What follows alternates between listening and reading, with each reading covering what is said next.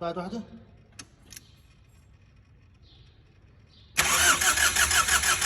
بس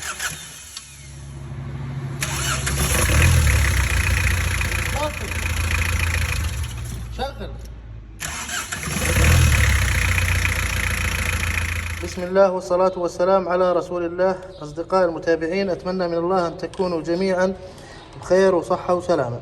زي ما شفنا قبل شوي بداية مقطع الفيديو، مشكلة تأخير التشغيل في محركات الديزل.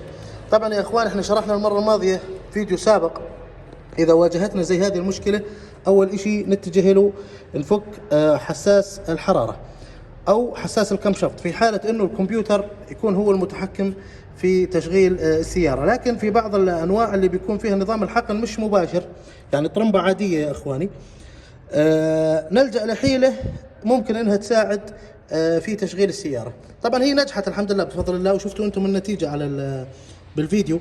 لكن أنا حاب أشارك هالمعلومة منكم، يعني لعل وعسى أنها تفيد أحدكم. لاحظوا يا إخواني على التقسيمة، على كشاط الصدر العلامة على العلامة، وتحت كل شيء العلامة على العلامة. لكن الشغلة الوحيدة اللي أنا عملتها اللي غيرت تقسيمة، لاحظون غيرت أنا توقيت الطرمبة، قدمتها سن واحد.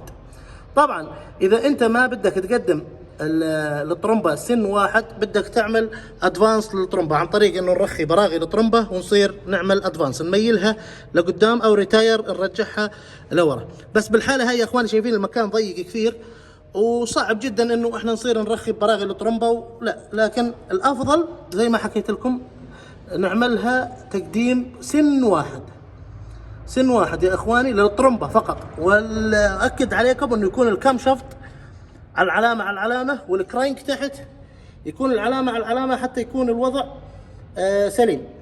إذا نرجع نعيد ونلخص، لازم يكون عندي الكرانك والكم شفط بالتي دي سي أو التوب ديد سنتر أو النقطة العليا الميتة، اللي هي يا إخواني العلامات التوقيت تكون صحيحة 100% باستثناء الطرمبة، طرمبة الديزل.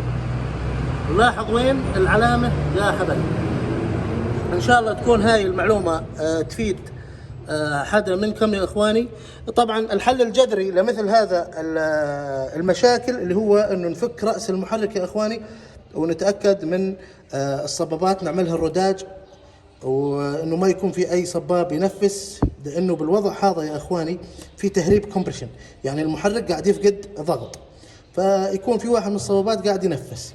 لكن هيك الحمد لله راح تصير سيارة تشغيلتها سريعة جدا. ولكن زي ما قلت لكم هذا ليس حل جذري، حل مؤقت. الحل الجذري يا اخواني راس المحرك كله يطلع لبرا، ينعمل له مسح ونعمل رداج للصبابات وتغيير لجلود الصباب، هيك باذن الله تنحل المشكله بشكل جذري. نلتقي ان شاء الله في فيديو اخر يا احبائي.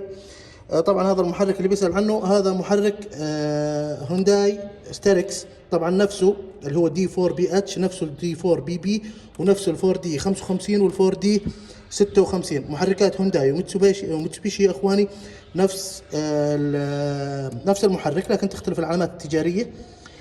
طبعا اللي بيسأل انه الحيله هاي بس لميتسوبيشي او لهونداي، لا، هي بتزبط لميتسوبيشي هونداي تويوتا، اي سياره تعمل بنظام الكشاط يا اخواني.